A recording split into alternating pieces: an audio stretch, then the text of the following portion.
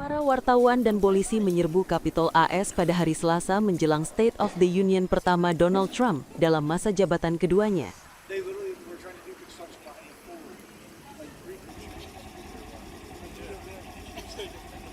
Ini adalah pidato kenegaraan tahunan yang dia sampaikan di hadapan Kongres. Pidato ini menandai State of the Union pertama Trump selama masa jabatan keduanya.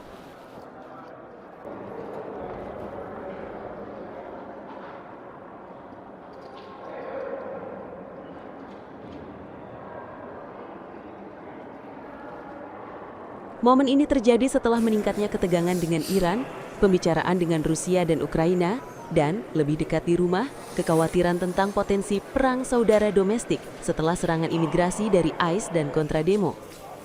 Beberapa anggota parlemen dari Partai Demokrat dikabarkan akan memboikot pidato ini dan menghadiri aksi di luar Kapitol.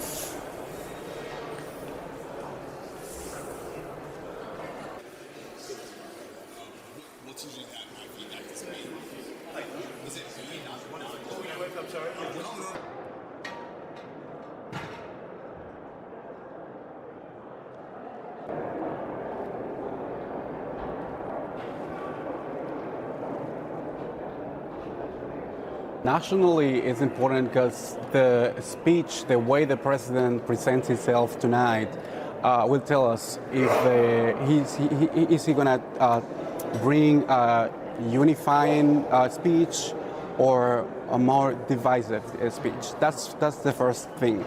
That's on the international, on the national aspect of it. On the international aspect, of course, it's always an important point of the year when you'll know from the president himself speaking through the two chambers of Congress what is the vision on foreign policy to countries around the world, and moreover how the U.S. will present to the power in Washington next steps. We never know what happened, what the president could say in these speeches. I mean, as a journalist, which part you will be focusing while you are listening to Trump?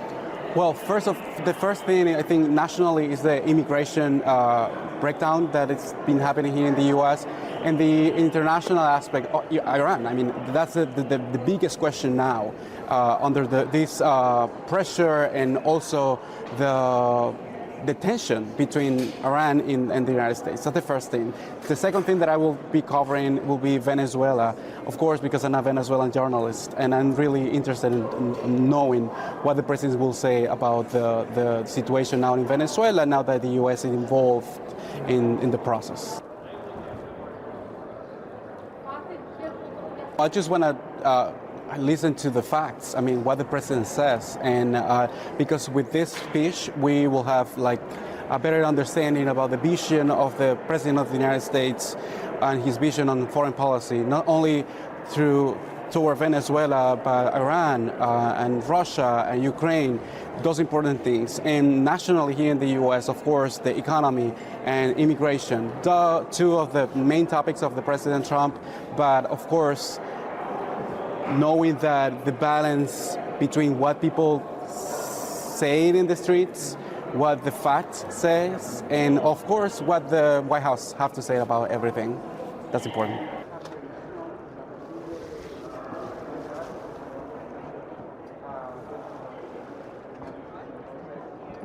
I've been here on Capitol Hill for nearly 6 years, so I've seen two administrations so far come and go. First the Biden administration and then the Trump administration. And, you know, of course, anything that President Trump says right now it impacts the world.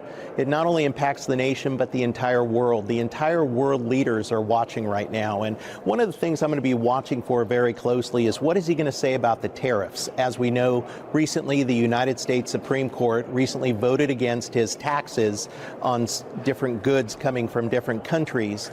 And we're going to be watching closely because that's going to be interesting, because you're going to have the justices who are sitting in front of him. These are the justices who are basically going to decide. They decided and voted against him, and some were actually nominated by President Trump. So there's going to be a lot of finger pointing in that respect. We're going to be watching very closely, but it's also going to be interesting to see what he's going to be talking about Iran and foreign relations and foreign affairs. As we know, Iran is not our friend. Right now, they are our adversaries against the United States. They are very much into continuing their nuclear power, and they want to be able to continue their missiles.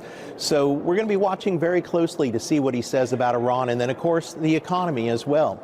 You know, you ask Democrats, and Democrats say right now the economy is not good. You ask Republicans, they say all you got to do is look at the price of food, the price of gas. It continues to go down. So there's a big differential on the economy, and so between Republican and Democrats. So going to be listening to that as well.